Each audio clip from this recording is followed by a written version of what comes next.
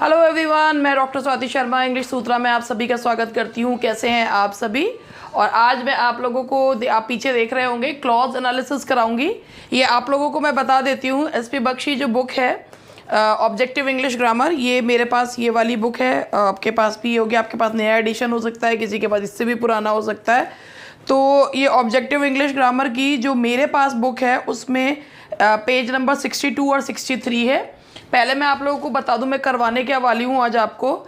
Actually ये है clause analysis. इसमें आप ये देखिएगा प्रिंसिपल क्लॉज, सबऑर्डिनेट क्लॉज, जो सबऑर्डिनेट क्लॉज के पार्ट्स होते हैं, noun clause, adjective clause and adverb clause, ये उसका एनालिसिस हम करेंगे। इन्होंने क्या किया है कि इसमें क्लॉज एनालिसिस में 40 क्वेश्चंस हैं। इन्होंने 40 क्वेश्चंस के में से 15 क्वेश्चंस को एनालिसिस किया हुआ है, बाकी के क्वेश्चंस उन्होंने छोड़ रखे हैं। तो 25 क्वेश्चन जो हैं वो उनके आंसर्स नहीं हैं। तो उन 25 क्वेश्चन के आंसर्स मैं दूंगी आपको, एक ही सेशन में तो नहीं, लेकिन धीरे धीरे आपको उन क्वेश्चंस के आंसर्स मैं आपको जैसे आज मैंने 7 लिए हैं, तो इसी तरीके से मैं आप लोगों को जो है ये 7 ले लिए, फिर 10 ले लिए, इस तरीके से करके मैं आप लोगों को एनालिसिस इसका करवा दूंगी। अब जिन लोगों को क्लॉज एनालिसिस का नहीं पता वो बता दूं कि क्लॉज एनालिसिस आखिर होता क्या है। क्लॉज एनालिसिस का मतलब होता है हम एक सेंटेंस में ये देखते हैं कि इसमें कितने क्लॉजेज हैं। क्लॉजेज का मतलब होता है जितने फाइनाइट वर्ब्स उतनी क्लॉजेज। क्लॉजेज जो होती हैं प्रिंसिपल क्लॉज होती है, सबऑर्डिनेट क्लॉज होती है, कोऑर्डिनेट क्लॉज होती है। जो कोऑर्डिनेट क्लॉज होती है वो प्रिंसिपल क्लॉज के बराबर की होती है, यानी कि वो इक्वल। कोऑर्डिनेट क्लॉज होती है, दो प्रिंसिपल क्लॉजेस को अगर जोड़ दे तो पहली प्रिंसिपल और दूसरी कोऑर्डिनेट कहलाएगी। सबऑर्डिनेट वो होती है जो प्रिंसिपल पर डिपेंड करती है। तो अब यहाँ पर हमें ये जो चीज़ डिस्कस करनी है वो ये है कि कौन से, और जो प्रिंसिपल और सबऑर्डिनेट क्लॉज वाला सेंटेंस होता है वो कॉम्प्लेक्स सेंटेंस होता है। तो अब आप यहाँ पर ये ध्यान दीजिएगा कि हम यहाँ पे पार्ट 1 है, जितने भी इसके क्वेश्चंस जो लेफ्ट हैं उसमें जिनमें उनका एनालिसिस नहीं दिया वो मैं करवाऊंगी आपको। तो अब आप यहाँ पे देखिए, एक यूपीटीजीटी का बैच जो है वो 4 अप्रैल से शुरू होगा, नया बैच स्टार्ट हो रहा है। तो जो लोग इस बैच में एडमिशन लेना चाहते हैं या डेमो लेना चाहते हैं वो हमें कॉल कर सकते हैं 7895937338 पर। उससे पहले आप इनको इंग्लिश सूत्रा का ऐप जो है वो डाउनलोड करना होगा प्ले स्टोर से। DSSB और LT का बैच ऑलरेडी चल रहा है।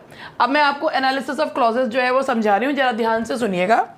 तो एनालिसिस ऑफ क्लॉजेस को ध्यान से देखिए। ये पहला जो क्वेश्चन है ये है, we don't know how our ancestors led their lives in great difficulties when there were no comforts of life. तो मैं आपको एनालिसिस सिखा रही हूँ कि भाई सबसे पहले आपको ये देखना है कि इस सेंटेंस में कितने क्लॉजेस है। आप एक काम करिए, इसमें वर्ब गिन लीजिए। 1 वर्ब, led their lives, 1 to verb number 2, in great difficulties when there were no comforts, verb number 3। 3 finite verb गिनते ही ये पता चल गया कि 3 क्लॉजेज है। अब ये 3 क्लॉजेज कौन कौन सी हैं ये मैं आपको बताती हूँ। हम सबसे पहले लेते हैं वी डोंट नो से। वी डोंट नो से ये लिया, वी डोंट नो क्या। ये वी डोंट नो हो गया हमारा प्रिंसिपल क्लॉज, क्योंकि ये अपना मीनिंग इसका बिल्कुल क्लियर है। वी डोंट नो क्या, how our ancestors led their lives in great difficulties. How से लेकर डिफिकल्टीज तक क्या का जवाब दे रहा है, तो वो हो गया आपका दैट इज नाउन क्लॉज। ये हो गया आपका नाउन क्लॉज, ठीक है। कब, when there were no comfort. तो जो कब का जवाब देता है यानी कि एडवर्ब क्लॉज ऑफ टाइम। तो जो कब का जवाब दे, व्हेन से शुरू होकर लाइफ तक जो कब का जवाब दे रहा है ये हो गया आपका एडवर्ब क्लॉज। तो जो क्या का जवाब दे, नाउन, जो कब का जवाब दे वो एडवर्ब क्लॉज ऑफ टाइम। तो ये हुआ हमारा पहले सेंटेंस का एनालिसिस, ये हमने कर लिया। चलिए अब आगे बढ़ते हैं, क्वेश्चन नंबर 2 पे बढ़ते हैं। The persons who do wrong to others are always humiliated by those whom they wrong। The persons, सबसे पहले द पर्सन्स। अब यहाँ पर द पर्सन्स के बाद इसी पर्सन्स को बताता हुआ आ रहा है who do wrong to others. अब आप यहाँ देखिए हु डू रॉन्ग, ये एक डू रॉन्ग जो है ये हमारा दैट इज एक हेल्पिंग वर्ब और एक मेन वर्ब मिलकर एक ही वर्ब माना जाता है। तो द पर्सन्स, तो इसका तो है ही नहीं, अभी इसको कहेंगे who do wrong to others. तो ये हु जो है वो पर्सन्स के बारे में बता रहा है, who do wrong to others, ये हुआ हमारा एडजेक्टिव, क्योंकि ये किसके बारे में बता रहा है, पर्सन। अब ये वाले जो पर्सन है इसका वर्ब जो है ये are always humiliated by those, तो ये यहाँ पे है the persons are always say लेकर बाय दोज तक लगा दीजिए, ये हो गया हमारा प्रिंसिपल क्लॉज। अब इस दोज को फिर कौन सा चीज जो है बता रही है, हुम, तो हुम बता रही है, तो हुम से लेकर रॉन्ग तक, तो ये किसके बारे में बता रहा है, दोज के बारे में। वो किसके बारे में बता रहा है, पर्सन्स, जो भी कंजंक्शंस नाउन या प्रोनाउन के बारे में बताते हैं, अपने से जस्ट पहले आने वाले नाउन प्रोनाउन के बारे में बताते हैं, उनसे बनने वाली जो क्लॉज होती है वो एडजेक्टिव क्लॉज होती है। तो ये भी हो गई हमारी एडजेक्टिव क्लॉज, तो that is also the adjective clause. तो इसमें भी कितने ही क्लॉजेज हैं, एक प्रिंसिपल, दो subordinate, is equal to complex sentence. Now the third one, we cannot say anything about any religion, we cannot say से लेकर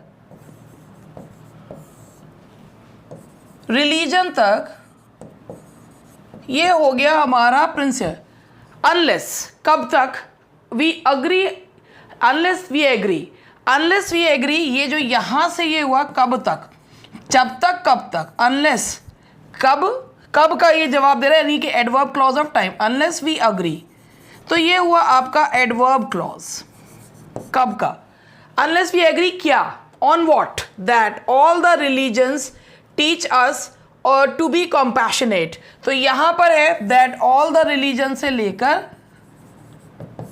कंपैशनेट तक, ये हो गया आपका दैट इज नाउन क्लॉज। और वैसे भी क्लॉजेस पहचानने का एक बहुत अच्छा तरीका है, आप फाइनाइट वर्ब गिन लीजिए, जितने फाइनाइट वर्ब उतनी clauses. He tells everybody, he tells से लेकर ही टेल्स एवरीबडी क्या, ही टेल्स एवरीबडी, ये हो गया, यहाँ इसने एक फाइनाइट वर्ब ले लिया, ये हो गया प्रिंसिपल क्या, that nobody will help and give him money, that से लेकर मनी तक, ये क्या का जवाब दे रहा है, तो ये हुआ हमारा नाउन क्लॉज। वाई, जो वाई का जवाब दे रहा है, तो बिकॉज से बिलीव्स हिम, बिकॉज से लेकर हिम तब एडवर्ब क्लॉज ऑफ रीजन, तो ये हो गया आपका एडवर्ब क्लॉज। तो कितनी क्लॉजेज हैं, तीन क्लॉजेज हैं, principal clause, subordinate clause of noun clause, subordinate clause में एक नाउन क्लॉज है और एक एडवर्ब क्लॉज है। Now the next one is Hardy believed, तो ये पहला वर्ब हो गया, हार्डी बिलीव्ड क्या, हार्डी बिलीव्ड व्हाट, ये हुआ principal clause, that the forces, that the forces, अब इसका वर्ब तो आया नहीं है, दैट द से शुरू हो गया, that the forces that govern, अब इसी चीज को कौन बता रहा है, दैट द फोर्सेस, यहां अभी ये नाउन क्लॉज है, that the, Hardy believed what, that the forces, लेकिन ये अधूरा नाउन क्लॉज है, इसमें से बीच में से एडजेक्टिव क्लॉज निकाल लीजिए, that the forces that govern, forces के बारे में कौन बता रहा है, that govern human destiny, that govern human destiny, ये किसको जो है वो किसके बारे में बता रहा है, फोर्सेस के बारे में, तो ये हो गया एडजेक्टिव क्लॉज। अब बचा हुआ क्या है, verb still in the making, तो ये जो verb still in the making है, केवल वर्ब किस में नहीं है, इसमें नहीं है, तो ये यहाँ जोड़ देंगे verb still in the making, that is the part of noun clause, verb still in the making, तो ये हो गया हमारा पूरा नाउन क्लॉज। देख लीजिए ध्यान से, Hardy believed what, that the forces were still in the making that govern human destiny, that is adjective clause। इस तरीके से हम एनालिसिस करते हैं, जो इसमें नहीं दिया हुआ है वो मैं आप लोगों को करवा रही हूँ, बाकी के तो इसमें दिए हुए हैं, 15 दिए हुए हैं, जो नहीं दिए हुए वो मैं बता रही हूँ। I have no pity for a man, यहाँ से लेके आई से लेके मैन तक, ये हुआ हमारा प्रिंसिपल क्लॉज।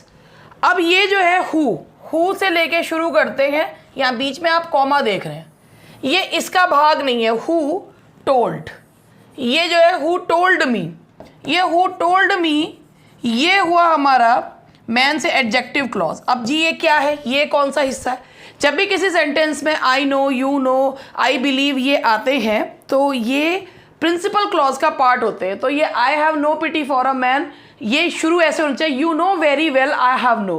तो ये जो यू नो वेरी वेल है ये भी किसका पार्ट है? That is also the part of principal clause. Who told me adjective clause, what, that, that से लेकर ही हैड करेज तक ये हुआ, ये क्या, हु टोल्ड मी क्या, तो ये हुआ नाउन क्लॉज। कब? ये तो adverb clause of time. When से लेकर हिम तक ये हो गया आपका एडवर्ब क्लॉज। तो इस वाले में 4 क्लॉजेज हैं। पहली है principal clause, you know very well I have no pity for a man. Man को जो क्वालिफाई कर रहा है वो हु टोल्ड मी क्या, that he had lost courage, क्या क्या का जवाब दे रहा है, that he had lost courage, noun clause. कब? व्हेन डिजास्टर बिफेल हिम, तो ये adverb clause of time. There are 4 clauses in this sentence. हम इसमें जो हैं वो भी गिन सकते हैं कि you know very well I have no pity for a man. तो ये आपको ये भी लग रहा होगा कि भाई इसमें प्रिंसिपल क्लॉज में भी जो है 2 वर्ब्स जो हैं वो आ रहे हैं, ये प्रिंसिपल क्लॉज का पार्ट है। He told the little girl, he told the little girl क्या? He told से लेके the little girl ये हुआ आपका प्रिंसिपल क्लॉज। क्या? दैट से लेकर हैबिट तक ये हुआ आपका नाउन क्लॉज। क्यों हुआ? He told the little girl क्या? That throwing banana onto a pavement was a bad habit। क्यों?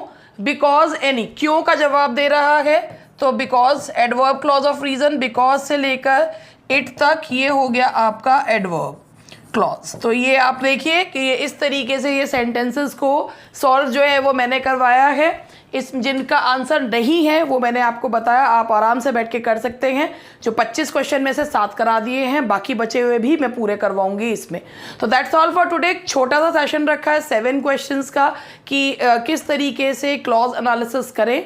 जब आपका क्लॉजेस पर हाथ बहुत अच्छा हो जाता है तो आप लंबे से लंबे क्वेश्चन को भी तोड़ लेते हैं। तो that's all for today and good bye. मिलते हैं नेक्स्ट क्लास में।